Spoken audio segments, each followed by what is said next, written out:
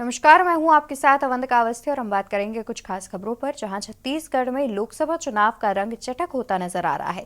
Surguja seat पर रोचक मुकाबले का सीन बन चुका है। जहां बीजेपी को यहां बादशाहत बरकरार रहने की आस है, तो वहीं कांग्रेस उम्मीदवार शशि सिंह बीजेपी को कड़ी टक्कर देते नजर आ रहे हैं।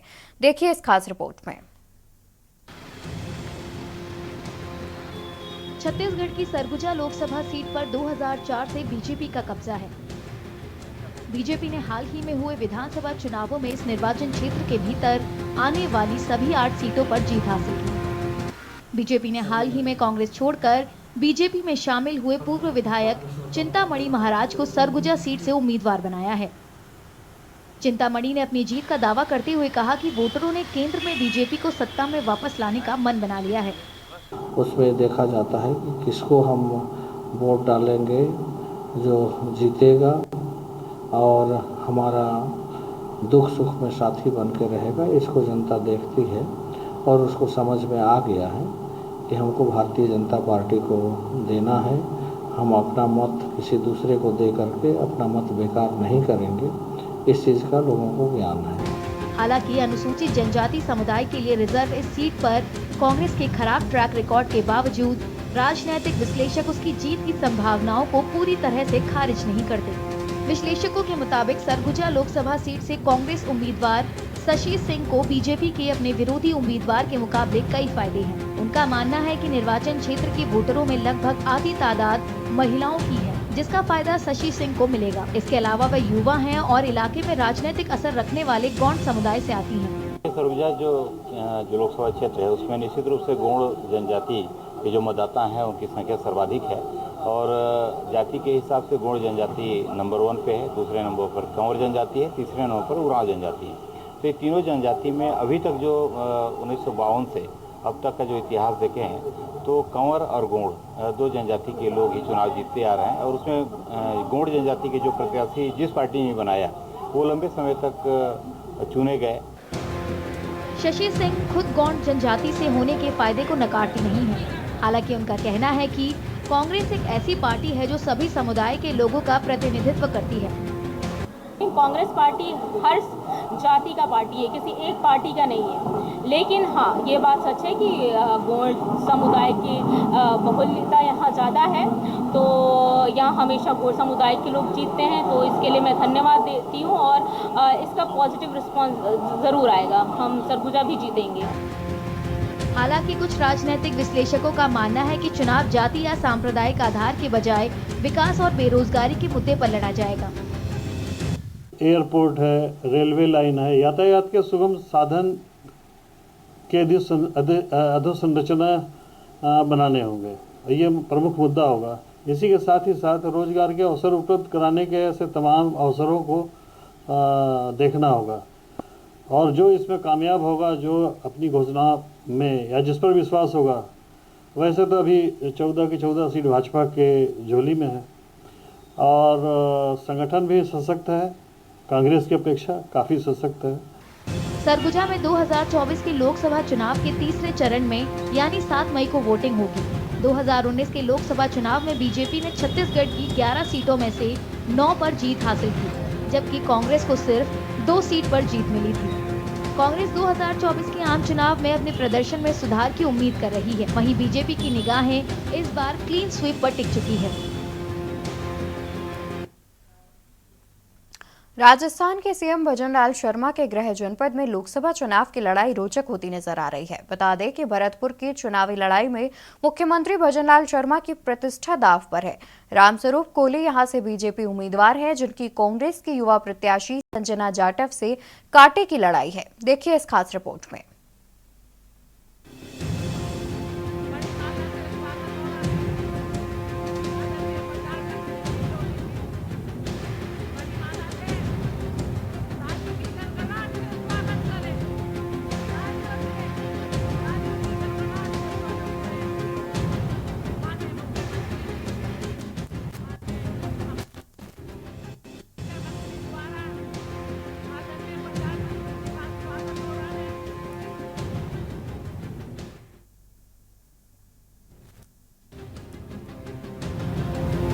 हम आने वाले 5 साल का रोड मैप बना रहे हैं।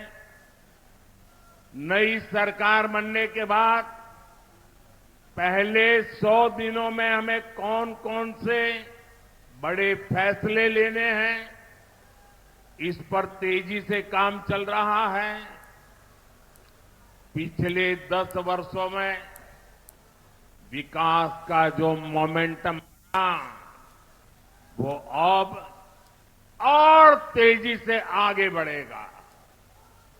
इन 10 वर्षों में तो आपने विकास का ट्रेलर ही देखा है।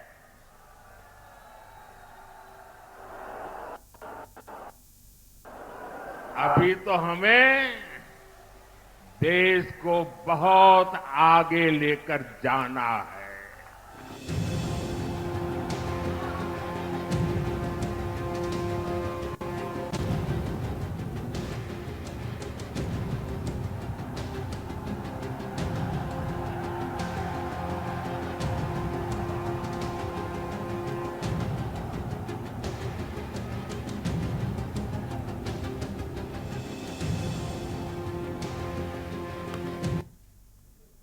भगवान राम के नगरी में रामलला के विराजमान होने के बाद प्रतिदिन 1.5 लाख से ज्यादा श्रद्धालु दर्शन के लिए पहुंच रहे हैं।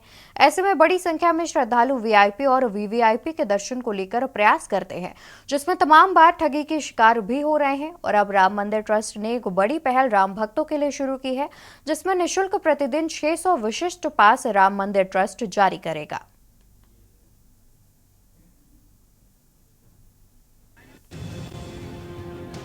उत्तर प्रदेश के अयोध्या में राम मंदिर में वीआईपी और वीवीआईपी दर्शन से जुड़ी धोखाधड़ी से निपटने के लिए श्री राम मंदिर ट्रस्ट ने खास पास पेश किए हैं। इनका इस्तेमाल खास लोग कर सकेंगे।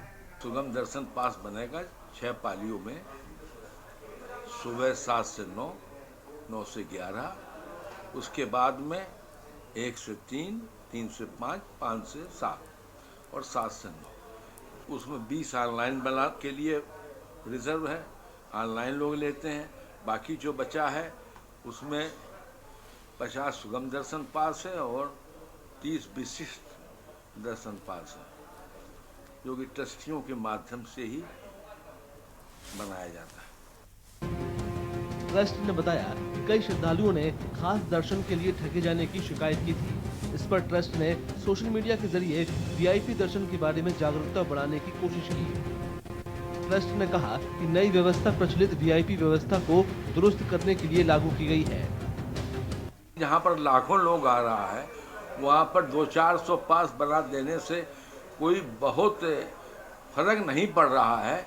लेकिन अब लोगों को संतुष्टि है कि मैं वीआईपी जो कल्चर फैल गया है, तो कोई अगर चिट्ठी लेकर के मंत्रियों की आ रहा है, सांसदों की आ रहा है, अन्य प्रदेशों के लोग महत्वपूर्ण व्यक्तियों की पत्र लेके आते हैं, तो उनको ऑनर करने के लिए ये व्यवस्था की गई है। मंदिर के खास दर्शन चाहने वाले श्रद्धालुओं को रोजाना 600 पास दिए जाएंगे।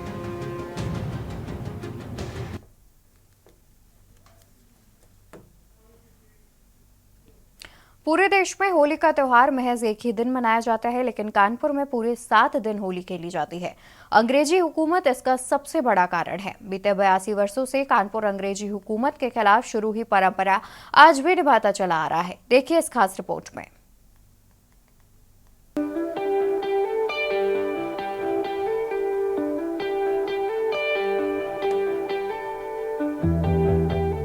पूरे देश में होली का त्योहार महज एक दिन ही मनाया जाता है, लेकिन कानपुर में पूरे 7 दिन होली खेली जाती है। अंग्रेजी हुकूमत इसका सबसे बड़ा कारण है। बीते 42 सालों से कानपुर अंग्रेजी हुकूमत के खिलाफ शुरू हुई इस परंपरा को आज भी निभाता चला आ रहा है। रोहिणी नक्षत्र के मौके पर पूरे कानपुर में होली खेली गई और ऐतिहासिक रंगों के साथ एक दूसरे को जमकर बधाई दी गई। और हर साल की तरह इस बार भी गंगा मेला को देखते हुए कानपुर के सरसैया घाट में लोगों ने अपने अपने स्टॉल लगाकर दिल खोलकर प्यार भरे इस त्योहार की रंग गुलाल लगाकर बधाइयां दी।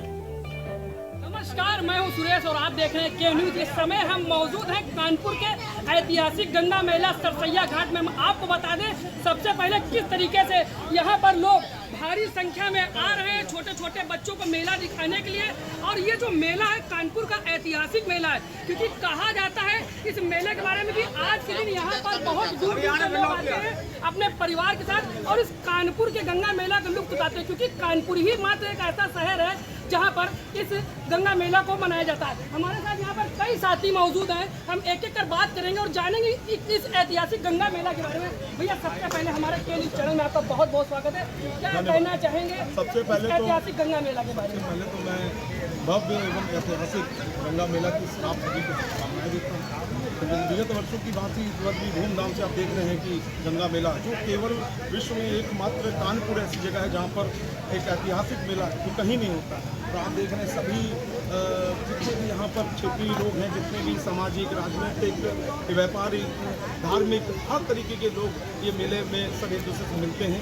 सारे जितनी भी आपस में कोई भी मतभेद नहीं होते हैं, सब लोग गले मिलते हैं, सब एक दूसरे को गुलाल लगाते हैं, अमीर लगाते हैं और गंगा मैया की पूजा करते हैं। कुल मिला के ये खुशियों का त्योहार है, हर्षोल्लास के साथ मनाया जाता है। देखिए ये लोगों का कहना है कि खुशियों का त्योहार है, हर्षोल्लास के साथ मनाया जाता है। हमारे साथ कई सीनियर सिटीजन और भी मौजूद है, हम इनसे भी जानकारी लेंगे इस ऐतिहासिक गंगा मेले के बारे में। बाबू सबसे पहले तो हमारे के न्यूज चैनल में आपका बहुत बहुत स्वागत है।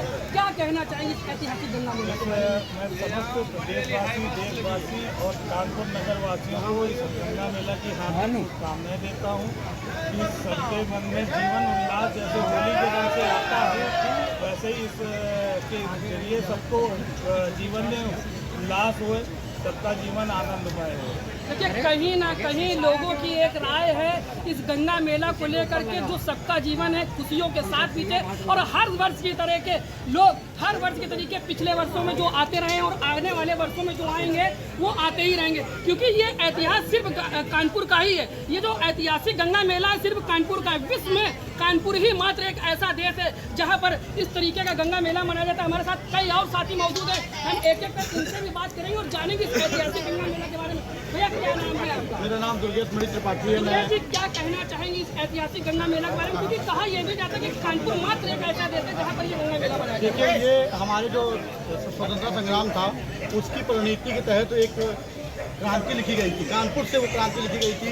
बहुत सारे शहीद, बहुत सारे जो देशभक्त थे उन्होंने बड़ा बलिदान दिया था, उनको श्रद्धांजलि देने के लिए गंगा मेला का एक कार्यक्रम किया जाता है और बहुत क्रांतिकारियों का देश है ये, आनंद का क्षण है आज को। यानी कि कहीं ना कहीं गंगा मेला की जो आस्था है क्रांतिकारियों से भी जुड़ी हुई है। हमारे साथ एक महिला भी मौजूद है, हम इनसे भी जानेंगे इस ऐतिहासिक गंगा मेला के बारे में। मैडम सबसे पहले हमारे के न्यूज चैनल में आपका बहुत बहुत स्वागत है। क्या कहना चाहिए इस ऐतिहासिक गंगा मेला के बारे में? भैया ये गंगा मेला ऐतिहासिक तो है ही और ये इकलौता ऐसा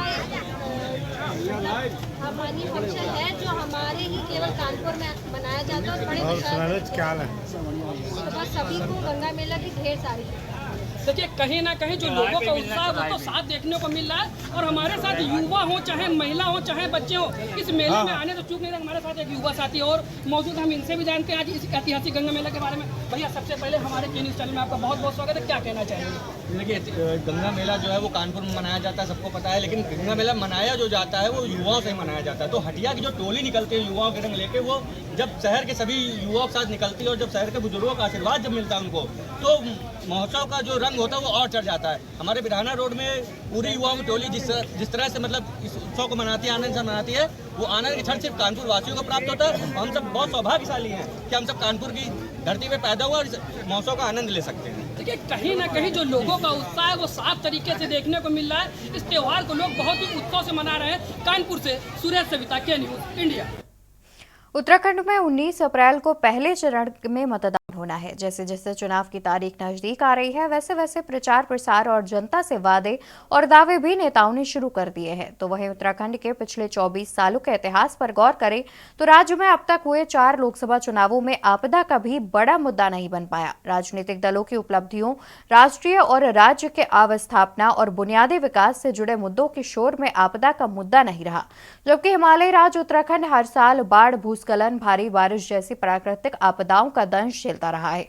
तो वहीं उत्तराखंड में अब तक कई बड़ी आपदाएं उत्तराखंड को कई बड़े जख्म दे चुकी हैं, जिसमें केदारनाथ आपदा, रैडी आपदा, जोशीमठ आपदा समेत तमाम ऐसे जख्म हैं जिनमें सैकड़ों घरों के चिराग बुझ गए, हजारों करोड़ रुपए की परिसंपत्तियों का नुकसान हुआ।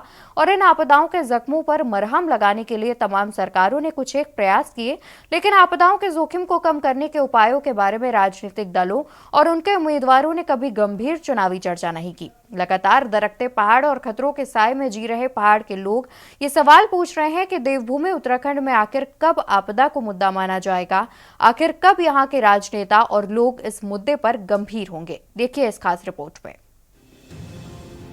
उत्तराखंड में लोकसभा चुनाव के लिए समय बेहद कम है। भाजपा कांग्रेस ने चुनाव से पहले अपने संकल्प पत्र पर काम शुरू कर दिया है। वहीं सत्ताधारी दल भाजपा ने अपने संकल्प पत्र के लिए प्रदेशवासियों से सुझाव भी मांगे हैं।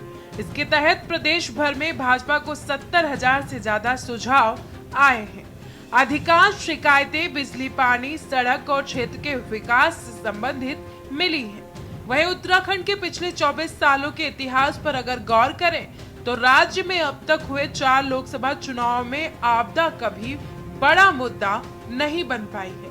राजनीतिक दलों की उपलब्धियों, राष्ट्रीय और राज्य के अवस्थापना और बुनियादी विकास से जुड़े मुद्दे के शोर से आपदा का मुद्दा नहीं रहा, जबकि हिमालयी राज्य उत्तराखंड हर साल बाढ़, भूस्खलन, भारी बारिश जैसी प्राकृतिक आपदाओं का दंश झेलती रही है। बावजूद इसके आपदा प्रमुख मुद्दा नहीं बन पाता है। लगभग ये 70,000 से ज्यादा है और 70,000 से भी अधिक लोगों ने सुझाव दिए हैं, जिनमें 60% स्टेट के लिए है। आपदा निश्चित रूप से बड़ा मुद्दा है और प्रमुख मुद्दा है, वो रहेगा।